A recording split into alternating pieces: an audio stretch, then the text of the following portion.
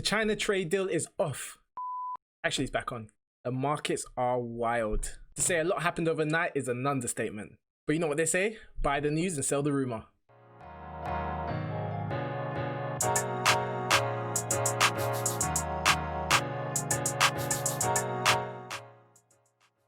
Hi guys, it's Annie, aka the Noctrader, your friendly neighborhood swing trader, back again with another video. Remember to hit that like button, hit that subscribe button, and hit that alert button to get alerts on all my latest videos. So last night, Peter Navarro, an American economist and a senior member of Donald Trump's administration, was being interviewed live on Fox News. I know this ain't Fox, I know this is Bloomberg, but whatever. Was being interviewed live on Fox News, and he had a little bit of a slip up. I don't know if it was a slip up, but he said the trade deal is off with China. Peter, what the hell are you doing? Whether it was a Freudian slip, an accident, or a calculated move, either way it had a bad effect on the markets. But luckily for us, it wasn't long after Trump came out with a tweet saying the China trade deal is fully intact.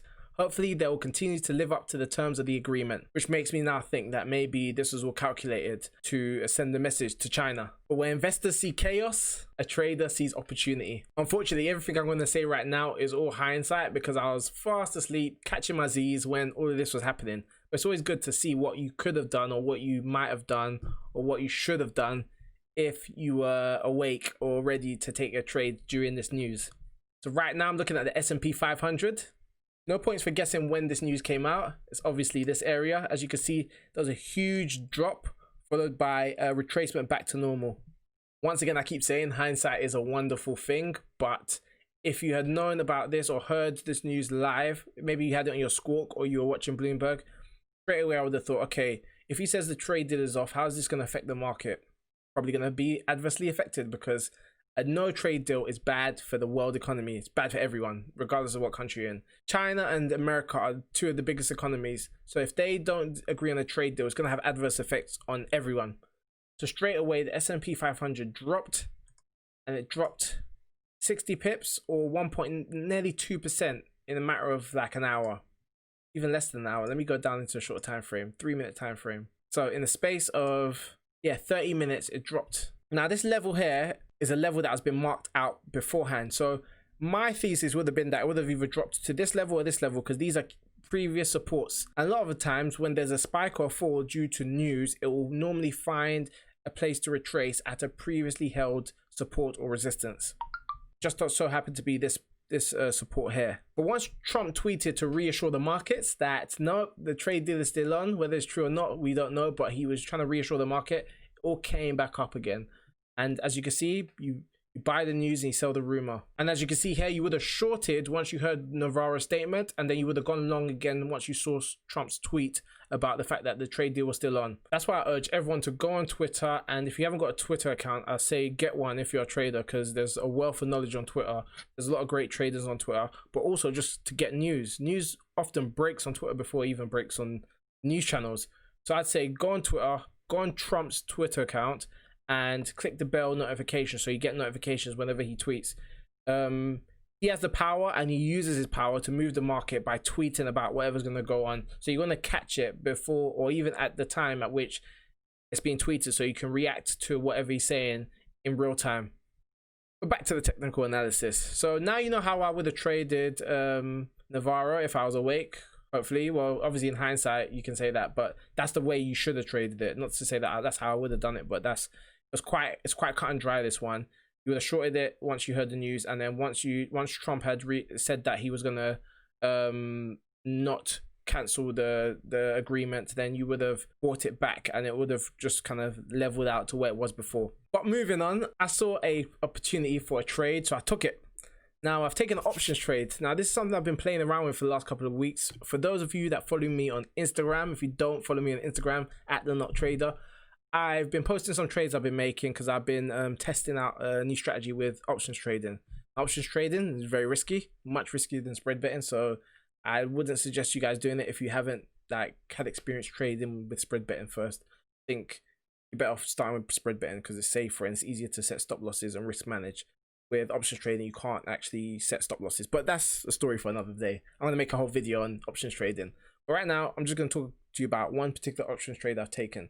So now I've gone long on the S&P 500. Now there's a lot that went into me going long in the S&P 500 because this is probably quite a risky trade, and if it doesn't go well, then you'll know about it because I'll be sulking for quite some time. But as you can see here, there's a falling wedge on the S&P 500, and it broke out of that and it came up.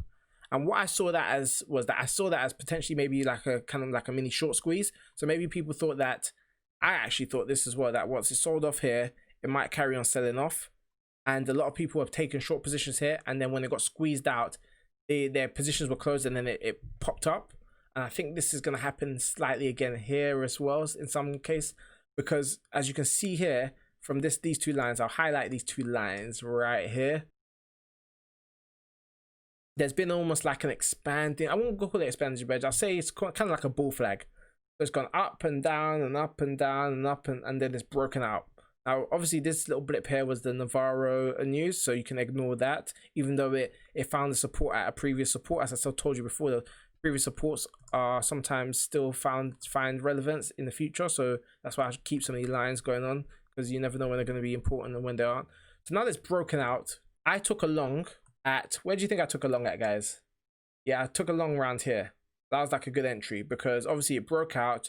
Once it breaks out, you always expect it to come back down and retrace and hit the old support as an old resistance as a new support. That's exactly what it did. So hit the whole resistance as a new support. Now, what I expect it to do, most likely, is that it won't just hit it once. I think it might hit it twice or something. So it might come back down again. Then after that, I think it's going to carry on going up.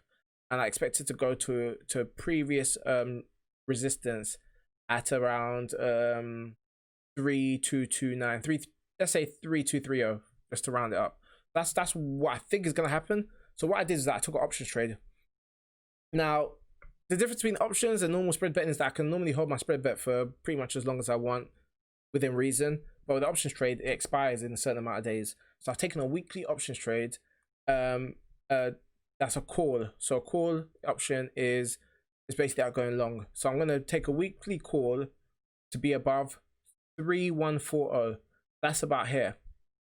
So that's that kind of that region here, as I spoke about here, and I've taken a decent size on that. So hopefully I'll be in the money as long as price stays reasonably above this price. So 3140, I will be posting a profit, and it's a weekly options trade. So it will expire around 4:30 on Friday, no 9 p.m. because it's a US stock. It's gonna be US times, so I think it's gonna expire 9 p.m. on Friday. So hopefully 9 p.m. on Friday, if prices carried on going up, or even as long as it's just still above 3140 to some extent, then I will post a profit.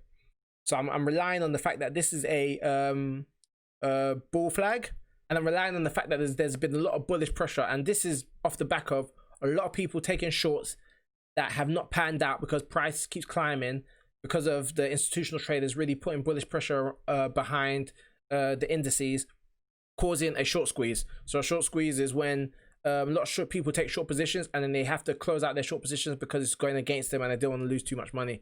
So then once they come out of their short trade, they normally have to buy the stock because they were borrowing it, and that will cause bullish pressure. So hopefully I want to see something like this happen again, and like a second wave, 3230. But let's see what happens. Let's see what happens. All right, aka the Noctrader signing out.